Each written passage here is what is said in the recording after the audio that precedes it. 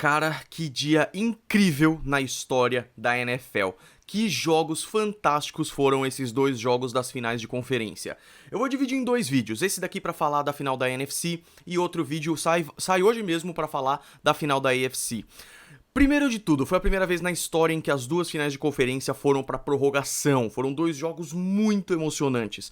Os dois jogos tiveram graves problemas de arbitragem que a gente vai ter que falar aqui. Os dois vencedores foram os times visitantes. E é claro, a conclusão que a gente pode ter é: o Super Bowl 53 está decidido, está definido. Vamos falar desses dois jogos, começando hoje com Los Angeles Rams e New Orleans Saints.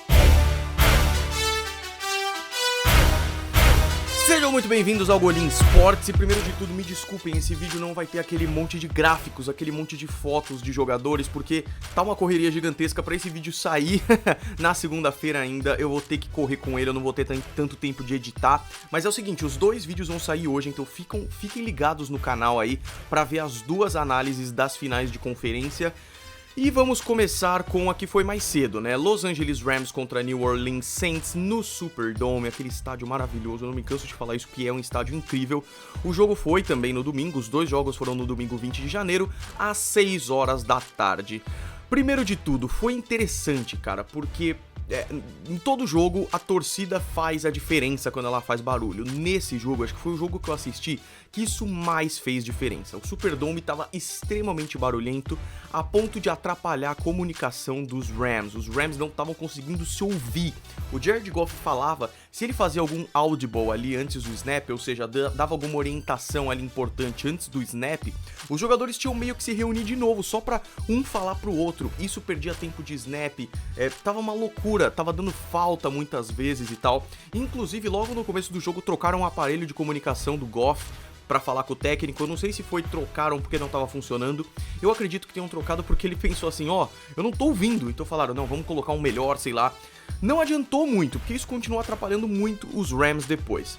Os dois times, quando começou o jogo ali, eram os dois times com o menor número de punts na temporada. Isso é muito interessante, porque são dois times, quem faz pouco punch é de duas uma, ou porque pontua muito, ou porque tá fazendo muito turnover. E não é o caso deles, são times muito fortes, não fizeram tantos turnovers assim. Então são times muito fortes no ataque, né?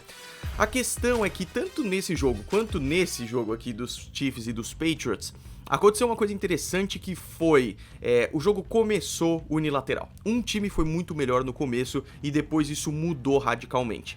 Os Saints abriram 13-0 com 2 field goals e 1 touchdown. Os Rams não fizeram nenhum first down nas suas duas primeiras posses. Isso aconteceu pela primeira vez na temporada. Foi o menor número de jardas de ataque no primeiro quarto na temporada para os Rams, que tem um ataque super efetivo.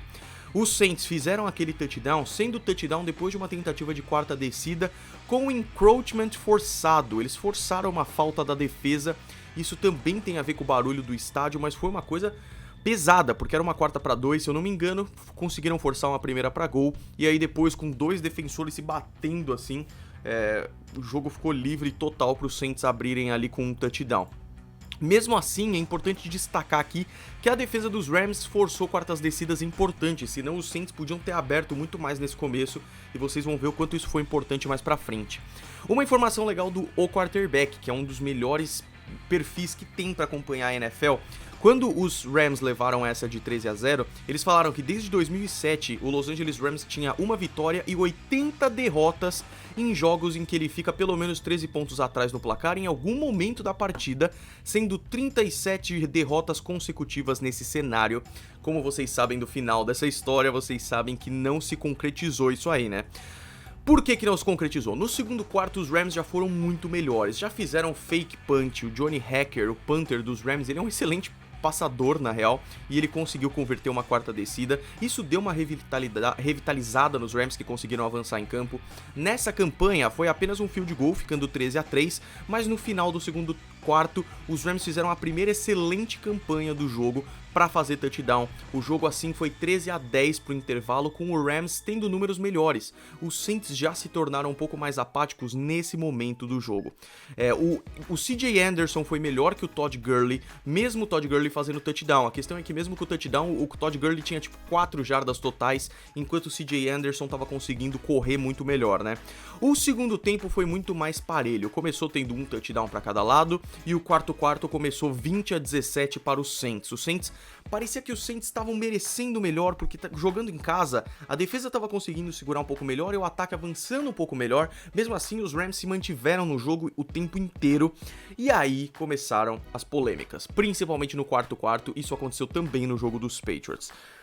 Tiveram muitas faltas claríssimas contra os Saints que não foram dadas, inclusive holdings. Holding é uma falta muito subjetiva, porque eu tenho a teoria de que tem holding em praticamente toda jogada, mas depende do árbitro ver ou não e depende dele querer dar a falta ou não. A questão é que tivemos faltas muito claras contra os Saints. Eu não vou ser injusto aqui de falar que foi só contra os Saints. Divulgaram aí também algumas faltas não dadas contra os Rams, que também foram muito claras e prejudicaram os Rams também. A questão é que você sabe exatamente de qual falta eu tô falando. Teve uma jogada ali muito importante em que o Drew Brees podia matar o jogo. Foi no finalzinho do jogo ali. Eles podiam ter comido o relógio, chutado o field goal e praticamente acabado com o jogo. O Drew Brees fez um passe que tinha a direção praticamente certa. E quando o recebedor foi tentar receber a bola, enquanto a bola ainda estava no ar, o defensor dos Rams foi em direção ao jogador e tirou ele totalmente da jogada. Isso é, no mínimo, interferência. Eu vi um árbitro, eu vi o Adam Schefter, um cara bom no Twitter que analisa os jogos, falando assim: os juízes podiam ter dado helmet to helmet, podiam ter dado pass interference, eles podiam ter dado um holding se eles quisessem fazer qualquer outra coisa. Seria um automatic first down. Seria o justo. Golim, isso é só a sua opinião. Não, no momento em que, depois que acabou o jogo, a equipe de arbitragem de Nova York ligou pro Sean Payton, técnico do Saints, pedindo desculpa porque eles erraram, e isso afetou o resultado do jogo. Não é aquele tipo de coisa que você fala, será mesmo? Não, se a própria equipe de arbitragem falou isso. Mas é o que me deixou indignado no Twitter. Eu falei assim, puta, da hora, eles admitiram o erro. E aí? Isso provavelmente custou um Super Bowl, sabe? Custou uma possibilidade de ganhar o Super Bowl, pelo menos, porque foi uma jogada muito decisiva. Vamos continuar a análise aqui. Teve uma polêmica também que eu queria que alguém me explicasse, porque eu não vi nenhuma explicação. Tinha um cara da comissão técnica do Saints com um apito, cara. E isso, durante um dos barulhos frequentes no estádio, era um apito. Tinha gente apitando ali. E isso atrapalha muito. Então, eu realmente fiquei confuso com isso, cara. Eu não entendi mesmo. As jogadas criativas que os Saints estavam tentando usar, como o Tyson Hill, que eu falei aqui na prévia que ele devia ser muito usado, porque ele corre, ele retorna punch, faz café e tal, não deu muito certo, na verdade. Mérito aí pra defesa dos Rams mais uma vez. Os ataques sofreram muito ali mais pro final do jogo, e o quarto teve só field goals no final de tudo isso, né? Ficou 20-20 faltando 5 minutos, bola dos Saints, aí veio toda essa polêmica aí, e os Saints tiveram que terminar essa campanha fazendo field goal, e aí depois os Rams conseguiram usar o tempo que sobraram pra fazer o field goal também. Talvez os Saints, mesmo com aquela falta clara, poderiam ter explorado um pouco melhor. Se eles sabiam que ia chutar, é claro que eles tentaram uma primeira pra gol pra tentar o touchdown, é óbvio, eu sei disso. Mas eles podiam ter corrido com ela, chutado e comido mais 1 minuto e meio de relógio ali. No mínimo, sabe? Correndo mais 2 vezes ainda, tirado os timeouts dos Rams e tudo mais. Bom, acabou ficando 23-23 e o jogo foi pra prorrogação, um dos 2 jogos que foram pra prorrogação, até porque só tiveram 2. A bola ficou para os Saints ganharam na moeda, o problema é que o Drew Brees foi interceptado depois de sair um pato morto do Brees. O Brees devia ter aceitado o sack nessa jogada. Ele preferiu arriscar, a bola desviou, saiu o pato morto e foi interceptada. Os Rams entraram na metade do campo precisando só de um field goal para ganhar, porque na prorrogação, se o primeiro time faz touchdown, acabou, mas se ele não faz nada ou faz field goal, o outro time também vai ter a posse de pontuar. Só que é isso, 2 posses e acabou o jogo, a menos que o placar esteja empatado. Espero que eu tenha explicado isso não tão mal assim. E aí, os Rams conseguiram ficar ali na área de 57 jardas, que é um field goal muito longo, mas o Greg the Leg Zuerlein conseguiu fazer o field goal de 57 jardas. Com isso, os Rams estão no Super Bowl 53 pela primeira vez desde 2002, quando perderam para os Patriots. E agora vão enfrentar os Patriots de novo no Super Bowl. Aí aquela questão, né? Só pra terminar aqui a análise. Os árbitros ligaram para o Sean Payton pedindo desculpa por essa marcação aí. O Sean Payton falou isso na conferência. O Drew Brees ficou muito chateado. O pessoal falou no Twitter que foi um assalto no Superdome, que foi injusto pra caramba.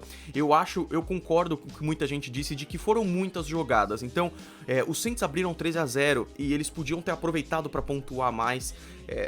A gente tem como saber que se tivessem dado falta ali, e foi uma falta claríssima, as coisas teriam sido diferentes. Provavelmente eu estaria falando agora que o Super Bowl é Patriots e Saints, mas não foi assim, foi Patriots e Rams.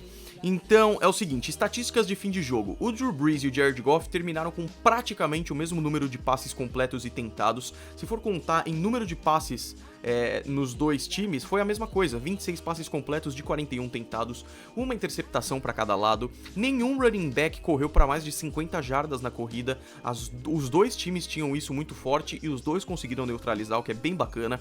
O Brandon Cooks foi o melhor recebedor dos Rams, e no Saints acho que o destaque fica pro Alvin Kamara, que além de ser importante nas corridas, ele também foi importante recebendo.